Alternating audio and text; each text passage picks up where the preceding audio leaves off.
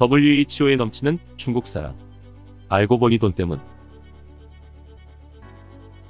중국에서 시작된 코로나19가 전 세계로 확산되는 상황에서도 세계보건기구가 중국 눈치 보기에만 연연하고 있습니다.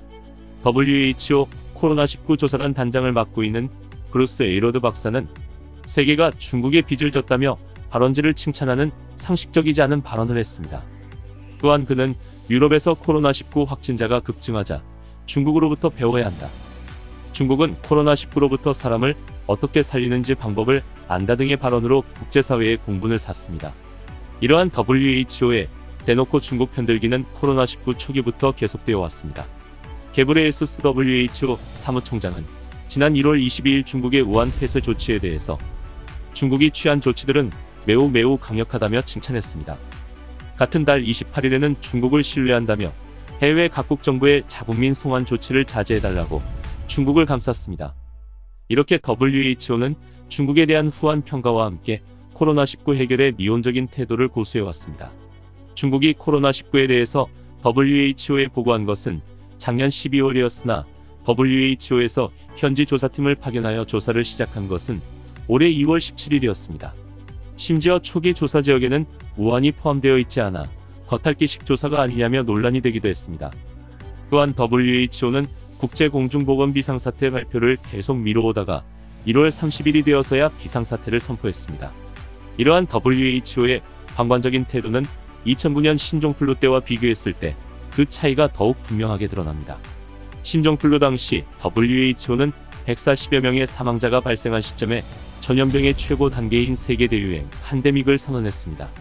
하지만 2200명이 넘어 그보다 훨씬 더 많은 사망자가 나온 코로나19에는 중국 특정 지역에서만 심각할 뿐 중국 외 지역에서는 대응 가능한 수준이라며 팬데믹을 선언하지 않고 있습니다. 그러나 학계에서는 코로나19가 이미 팬데믹의 3조건을 갖췄으며 감염 경로에 있어 사스와 중대하게 다르다고 경고하고 있습니다. 스웨덴 우메오대 연구진의 논문에 따르면 코로나19의 전파력 지수는 평균 3.28로 WHO가 추정한 1.4에서 2.5보다 훨씬 높은 수치입니다. 이러한 학계의 경고를 무시하면서까지 WHO가 중국의 눈치를 보는 데에는 이유가 있습니다. 게브레예수스 사무총장은 중국의 적극적인 지원을 받아서 유럽 후보를 제치고 당선되었습니다. 그가 당선된 이후 중국은 그해부터 향후 10년간 매년 1조 원씩 총 10조 원을 WHO에 기부하기로 약속했습니다. 이처럼 정치적인 입김이 있었고 후원금도 걸려있기 때문에 WHO가 코로나19의 원인인 중국을 선뜻 건드리지 못하는 것으로 보입니다.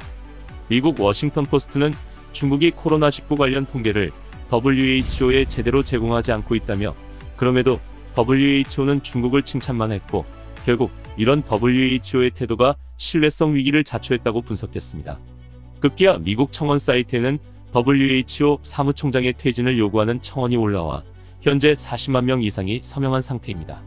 세계에서 매일 100명 이상이 목숨을 잃고 있는 현 시점에서 WHO는 중국 눈치 보기를 멈추고 전염병을 해결하기 위해 현실적인 대책을 내놓아야 할 것으로 보입니다. 구독과 좋아요, 알림 설정 부탁드립니다.